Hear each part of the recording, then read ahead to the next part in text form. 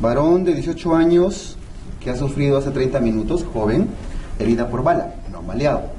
Manifiesta dolor y dificultad para respirar. Dificultad para respirar, ya tiene compromiso, ¿no? Presión ahí medio baja, frecuencia respiratoria alta, frecuencia cardíaca un poquito elevada. Herida de ingreso en cara posterior de hemitórax derecho. Murmullo vesicular abolido en hemitórax derecho. Radiografía de tórax, imagen radiopaca. Imagen radiopaca, ahí ya recibe el diagnóstico, que es hemotórax. Entonces, un hemotórax en el tercio inferior y pulmón colapsado, medicina normal, ¿qué hay que hacer ante un hemotórax? Inmediatamente un drenaje torácico, ¿cierto? No, todavía no te, ¿para qué? Para medir el volumen. Queda como conclusión entonces que en el hemotórax, si no les dan el volumen ni nada, lo primero que tienen que hacer siempre es drenar, ¿ya? Colocar un tubo de drenaje. Transfusión, toracotomía. La toracotomía cuando ya hayan medido el volumen. Toracocentesis, que es la palabra toracocentesis, es la punción para obtener líquido, un poquito de líquido. Hay toracocentesis evacuatorias, es cierto. Hay toracocentesis diagnósticas, pero no es lo que se suele hacer en trauma. Tubo de frente. Esternotomía media, drenaje torácico.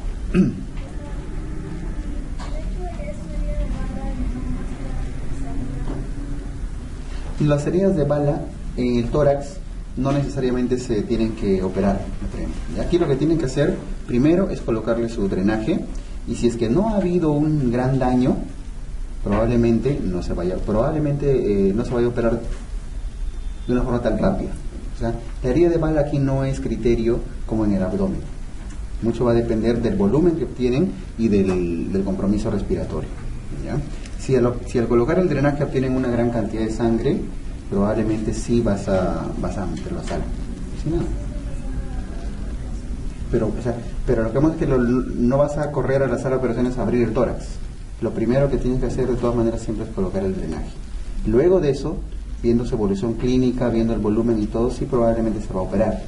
Pero siempre lo primero es meter el tubito, ¿ya? Aún si es de bala en tórax. Esto no funciona tanto como en el abdomen, que arma de fuego, pues van corriendo.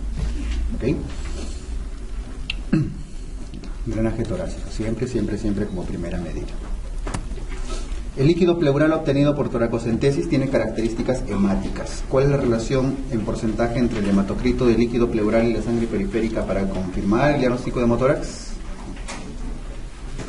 50%. Ahora te mencionamos un ratito. El hematocrito entre el líquido pleural y el de la sangre periférica, 1,5%, 50%. Paciente de 20 años con tratamiento irregular por tuberculosis, está complicado seguramente su tuberculosis, que súbitamente presenta dolor en hemitórax izquierdo tipo punzada, disnea y shock. Súbitamente, o sea, súbito, algo se ha roto, ¿no? En tuberculosis, una bula, algo se ha roto. Entonces, ¿qué debe haber hecho? Neumotórax.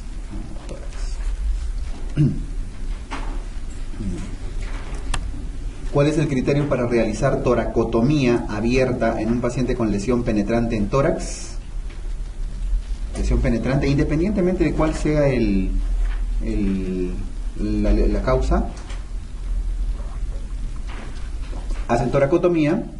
Eso responde un poquito a la pregunta que nos dice la compañera, ¿no? En tórax no es tanto como en el abdomen. Independientemente de la causa, depende de la cantidad de volumen y el compromiso hemodinámico. Entonces, drenaje mayor a 1500, la E y la D dice drenaje mayor de 200 cc por hora. La lesión pulmonar en TAC, neumotórax, atención, no es para toracotomía, es para drenaje anterior. Fuga de aire persistente, es probable. La fuga de aire persistente sí es probable que requiera una cirugía, porque probablemente se ha roto, se ha lesionado tráquea o algún bronquio importante. Entonces sí es una indicación. Pero de todos, el más urgente, ¿cuál es? Entre 200 cc por hora y 1500, el volumen total, ¿no? Más de 1500 centímetros.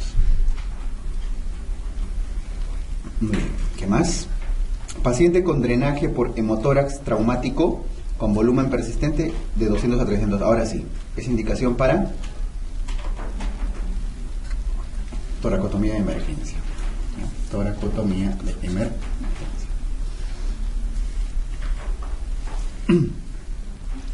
Paciente sufre herida con arma blanca en hemitórax derecho, cuchillar. Se encuentra hemodinámicamente estable y a la radiografía se evidencia neumotórax del 15%. 15 es menor que 20, no olviden que en neumotórax menos de 20% van a observación y encima dice que este está estable, ¿no? No hay compromiso hemodinámico, ni respiratorio ni nada. Observación. Paciente varón de 22 años con neumotórax, atención, disnea y palidez. ¿Cuál es el tratamiento más adecuado? 22 años con neumotórax, atención, que está complicándose. Neumotórax, atención, ¿qué hay que hacer? Igual un drenaje. También es un drenaje pleural, por vía anterior, pero al fin y al cabo un drenaje. No es intubación, no es toracotomía, corticoides, hidratación, nada. Varón de 24 años, un paciente, bueno, no es varón, ¿no? Un paciente de 24 años conducido a sala de urgencias después de una caída por las escaleras presentando dificultad respiratoria con cianosis. Está cianótico. Al examen, el campo pulmonar derecho es hipersonoro, o sea, neumotórax. ¿Qué hay que hacer? Como tratamiento visual, es un neumotórax. En realidad parece atención, deberíamos drenar cuanto antes. ¿Sí? Pero ¿qué es lo único que tenemos acá? Oxígeno, eso, nada. El tratamiento así de urgencia es cuanto antes sacar el aire. ¿Sí? Porque por más oxígeno que le den, el problema no es un problema de cantidad de oxígeno, ni de flujos, ni nada, sino de expansión pulmonar. Entonces tenemos que sacar el aire. Toracotomía mínima para drenaje, pero esforzado porque lo correcto debió haber sido en este caso un drenaje anterior antes de la toracotomía, que la toracotomía, ¿ya? Pero igual, hay que drenar el tórax. ¿Cuál es la tumoración más frecuente que se presenta en el mediastino del adulto? La tumoración más frecuente, la tumoración mediastinal más frecuente son los timomas. Los timomas. Aunque por ahí hay algún texto que dice que son los tumores neurogénicos, quizá lo hayan visto, pero timoma suele ser lo más descrito en nuestro medio al menos, y en los exámenes que se toman por acá siempre se considera timoma. Que no se rayen con eso. Pacientes que padecen trombosis venosa profunda, el procedimiento más sensible para observar el trombo, y analizar el flujo, ahora sí, para analizar flujo, Doppler, donde dice el ultrasonido Doppler, ¿no? La ecografía Doppler, la clave C. En la B dice, la venografía es lo mismo que decir flebografía, es lo mismo, así que no es, ¿no? La flebografía, porque quieren analizar flujo. Varón de 42 años que luego de viaje prolongado refiere dolor e inflamación de las pantorrillas y bruscamente dificultad respiratoria. Tiene problemas de varices y ahora dificultad respiratoria, un tromboembolismo pulmonar.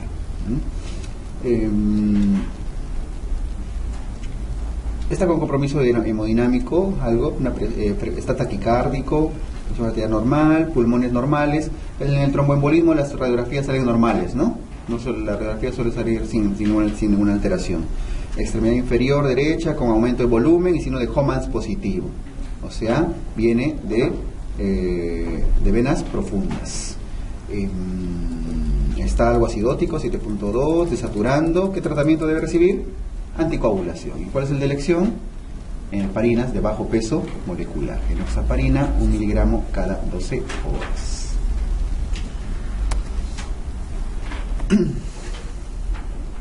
¿Cuál de las siguientes enfermedades no se asocia con insuficiencia aórtica? Bien, las últimas preguntas de esta parte son valvulopatías, así que ya hacemos de una vez el resumen de valvulopatías. A ver. Valvulopatías cardíacas, ¿no? Que son varias las preguntas. A ver, es un esquemita, creo que importante, que lo vamos a resumir.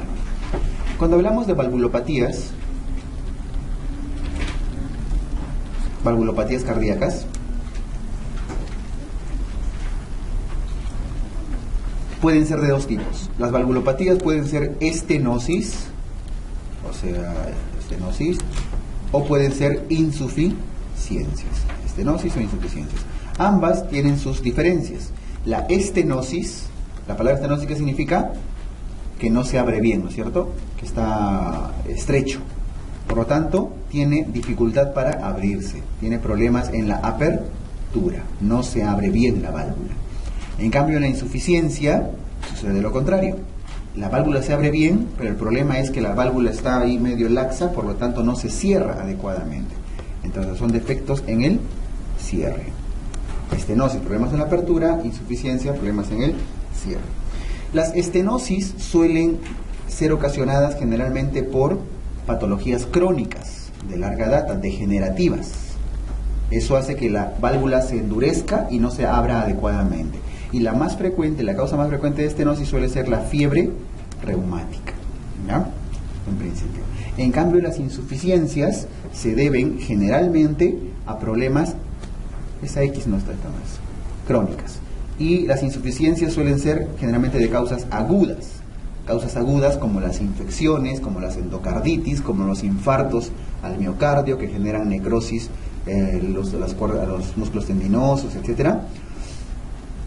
Entonces, es diferente. Las estenosis son más crónicas, las insuficiencias suelen ser de causa más aguda. ¿Pueden ser crónicas también las insuficiencias? Sí, pero con mucha menos frecuencia.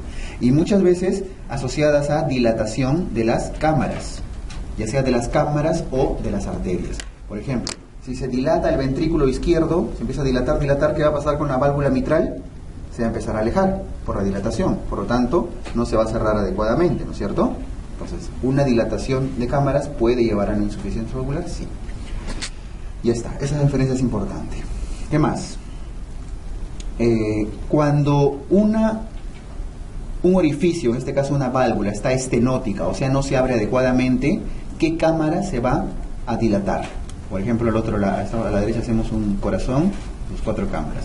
Si lo que está cerrado no se abre bien, es la válvula mitral que une la aurícula izquierda con el ventrículo izquierdo, está estenótico y la sangre no pasa adecuadamente hacia el ventrículo o pasa con dificultad, ¿qué cámara se va a dilatar?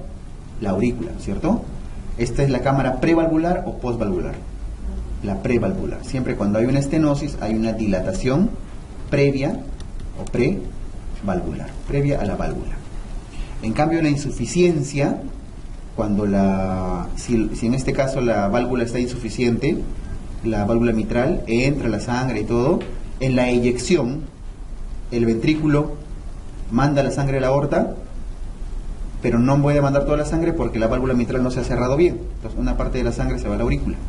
Entonces, se dilata la aurícula, pero también se dilata el ventrículo porque tiene que hacer más presión para poder enviar algo más de sangre a la aorta, ¿no es cierto?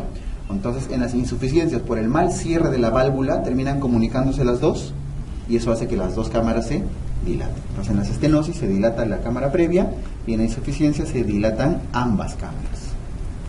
Dilatación de ambas cámaras, ¿ya? ¿Qué más? Nada más. Ahora, las estenosis y las insuficiencias pueden ser de todas las válvulas. Puede haber, ¿qué válvulas hay en el corazón? 4 válvulas, ¿no es cierto? La tricuspidia, pulmonar, la mitral, la aórtica. Ya que hay 4 válvulas y 2 probables patologías, tendríamos que aprendernos 8 patologías. Insuficiencia y estenosis de cada una de ellas. Pero las pulmonares y tricuspidias nunca se preguntan, son muy raras y siguen el mismo patrón de lo que vamos a ver. Es bastante lógico. Así que hacemos este cuadrito básicamente con las principales y las que son preguntadas.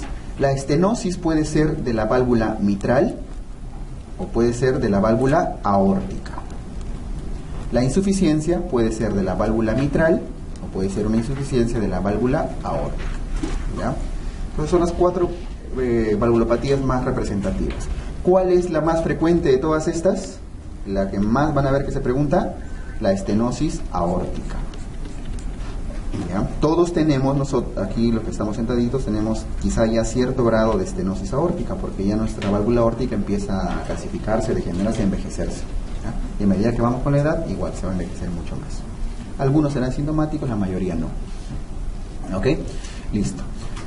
Ahora, una de los grupos de preguntas es cuál es la diferencia entre ambas, cuál es la causa. Crónicas para estenosis, agudas, infecciosas, miocárdicas, anatómicas para las insuficiencias. Y la otra pregunta es identificar el tipo de valvulopatía según el caso clínico que les dan. Entonces, en la estenosis mitral, ¿qué cosa vamos a encontrar? Primero tienen que identificar bien el soplo. Ahí está, válvula mitral. Una válvula bicuspidea, ¿no? Tiene dos valvas. La válvula mitral, si está estenótica, o sea, no se abre bien, cuando hay un llenado ventricular, la aurícula envía sangre hacia el ventrículo, en la diástole, va a pasar un flujo muy turbulento, ¿no es cierto? Porque está cerrada la válvula, no se abre bien. Entonces, ¿en qué momento va a ser el soplo? ¿Sistólico o diastólico? Diastólico, un soplo diastólico durante el llenado. ¿Y a dónde se irradia con más intensidad? En el ápex, hacia abajo, ¿no? Hacia la punta del corazón. Soplo diastólico al ápex. Ya está. Listo. Soplo diastólico al ápex, tienen que sospechar en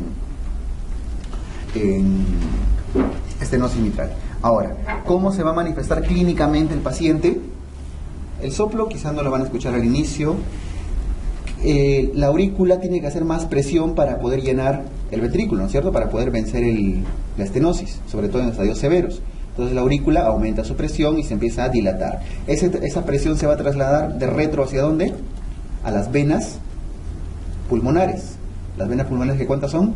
4, ¿no? 2 a cada lado, entran a la aurícula izquierda. Y esas venas pulmonares también aumentan su presión. ¿Y a dónde transmiten esa presión? A los pulmones.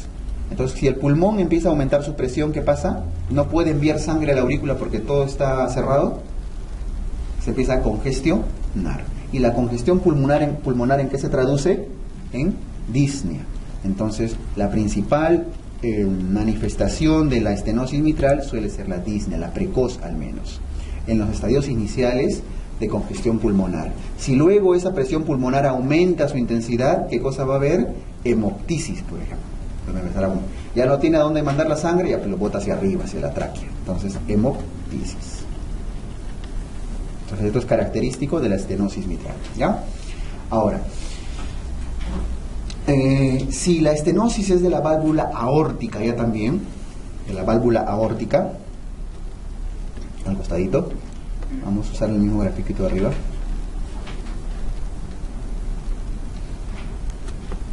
La válvula aórtica. Esta es la tricuspida, ¿no? Al otro lado. Esta es la tricuspida. Esta es la aorta, arriba, con su válvula aórtica y la mitral al costadito dividiendo la aurícula y ventrículo. Ya está. Si el problema es el cierre, la mala apertura de la válvula aórtica, que hemos dicho que es la valvulopatía más frecuente, entonces la eyección en la sístole va a ser muy difícil y turbulenta, porque solo un poquito de sangre va a pasar hacia la aorta, porque está estenótica. ¿Y por qué se estenosa la válvula? Generalmente por calcificación, por degeneración, también entra la fiebre reumática y demás. Entonces, ¿en qué momento va a ser el soplo aórtico, el soplo en la estenosis aórtica? Sistólico de eyección, o soplo sistólico eyectivo. ¿Y dónde lo van a auscultar con intensidad? En las carótidas. ¿Y dónde auscultan las carótidas? En el cuello. Entonces, la irradiación va a ser principalmente al cuello. ¿Y qué otras características tiene este paciente? Si poquita sangre es la que está pasando a la aorta, entonces el paciente no va a tener un buen gasto cardíaco, ¿no es cierto? Por más fuerza que haga el músculo miocárdico del ventrículo, igual pasa poquita sangre, por lo tanto, ¿cómo va a estar el pulso? Lento, suavecito. ¿Cómo se llama eso? Pulso parvus tardus. Entonces el pulso parvus tardus es característico de la estenosis aórtica. Pulso parvus tardus. ¿Y qué más? El paciente suele hacer, si poquita sangre entra en la aorta, poca sangre va a entrar a las coronarias. Por lo tanto, el paciente va a hacer dolor precordial, angina.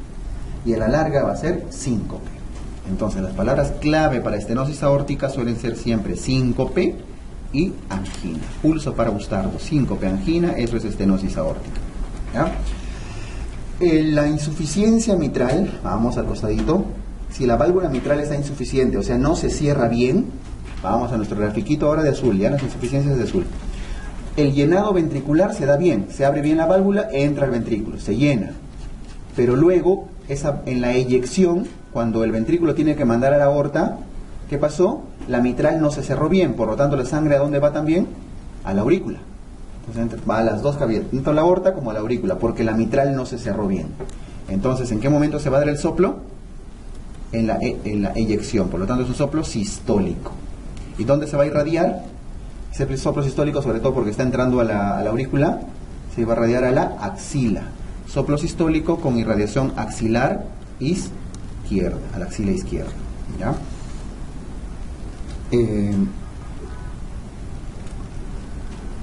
Ya está. Y estos pacientes que suelen hacer, sobre todo, fatiga. A veces hacen mucha fatiga.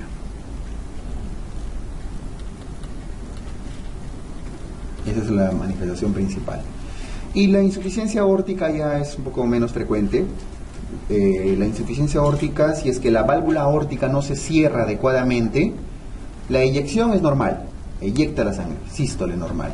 Pero cuando la válvula debe cerrarse, la válvula aórtica debe cerrarse para el llenado ventricular, para la diástole, no se cierra bien. Por lo tanto, regresa, refluye sangre. Regresa la sangre de la aorta al ventrículo porque no se cierra bien su válvula. Por lo tanto, ¿en qué momento es el soplo? Diastólico, el momento del llenado ventricular diastólico. ¿Okay? Ahora, ese retorno de la sangre al corazón genera como un reflujo, un retumbo que se denomina soplo de Austin-Flint, porque ese retorno de la sangre suele como rebotar hacia el ventrículo y se escucha con alta intensidad en el ápex. Entonces ese soplo diastólico en el ápex, como de retumbo, como de un eco, se denomina soplo de Austin-Flint. ¿Ya? ¿Qué más?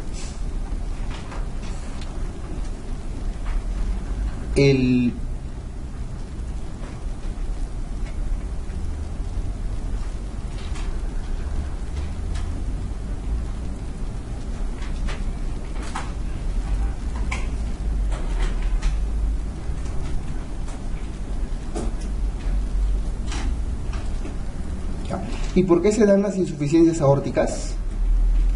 Las insuficiencias aórticas también se dan por cuadros infecciosos, endocarditis, digamos, infartos y demás, pero hay una causa muy importante, aquellas patologías que hacen que la aorta se dilate. Si la aorta se dilata, ¿qué pasa con su válvula? Se aleja también, ¿no? Se hace insuficiente. Entonces, cualquier patología que haga que la aorta se dilate va a generar también insuficiencias aórticas. Por ejemplo, aneurismas de aorta, disecciones de aorta, las arteritis de células gigantes, que es una vasculitis frecuente, también puede generar dilataciones de aorta, las espondilitis anquilopoyéticas, etc. ¿Ya? Lo más frecuente son los aneurismas, en este caso, si es, como causa anatómica. Muy bien. Creo que nada más. Ya, el resto vamos viéndolo con las preguntas. A ver, 8.7, ¿qué dice? ¿Cuál de las siguientes enfermedades no se asocia con insuficiencia aórtica? No se asocia. ¿Cuál sí se asocia? De todas maneras, insuficiencia aórtica, lo que acabamos de decir. Problemas, primero buscan problemas agudos, infecciones agudas. Por ejemplo, la sífilis, ¿no? La sífilis suele generar, es así, un check ahí. Sí está relacionado. ¿Quién más?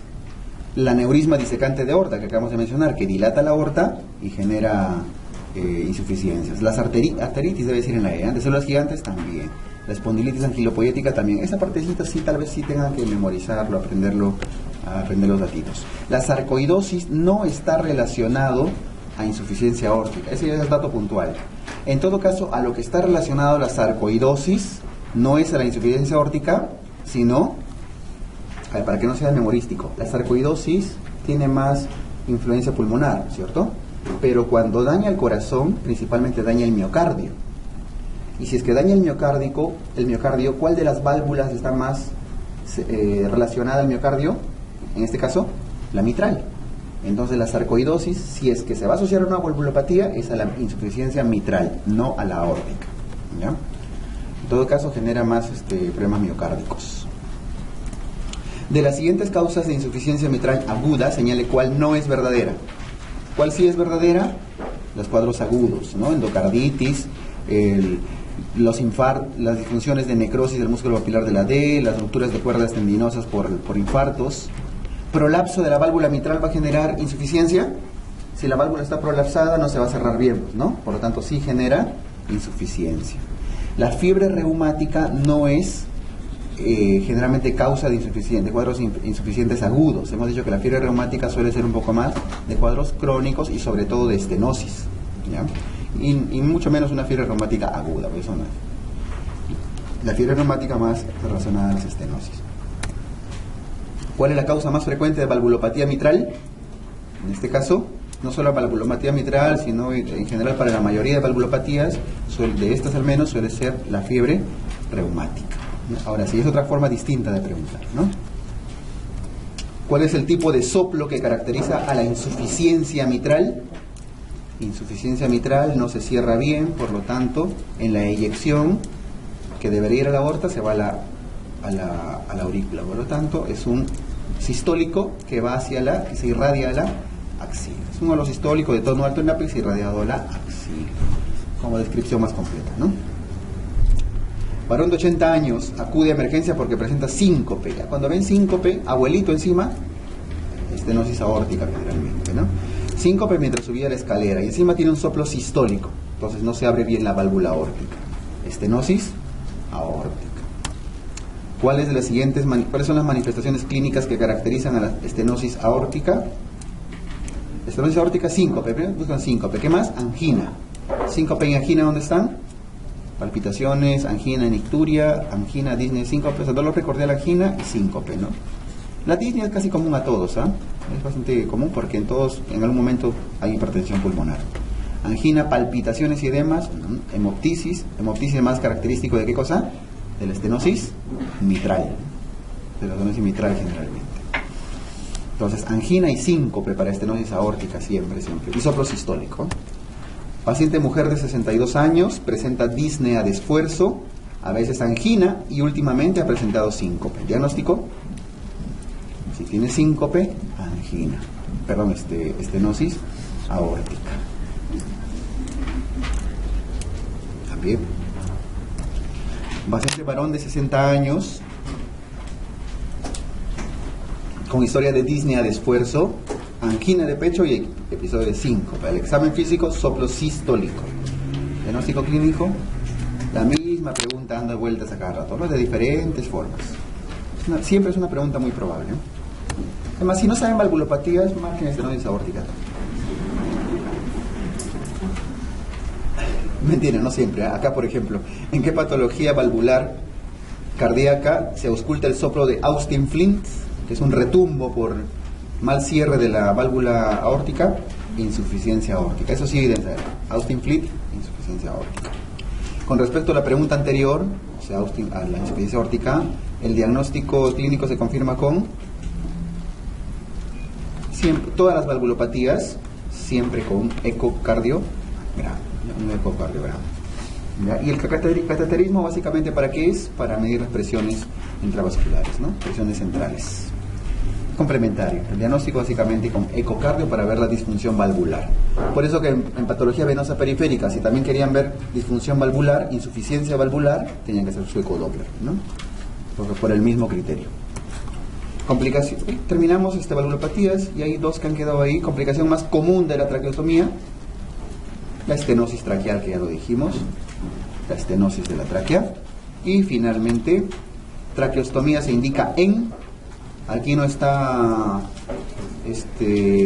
intubación prolongada, pues básicamente obstrucción de las vías respiratorias altas, no bajas, altas siempre.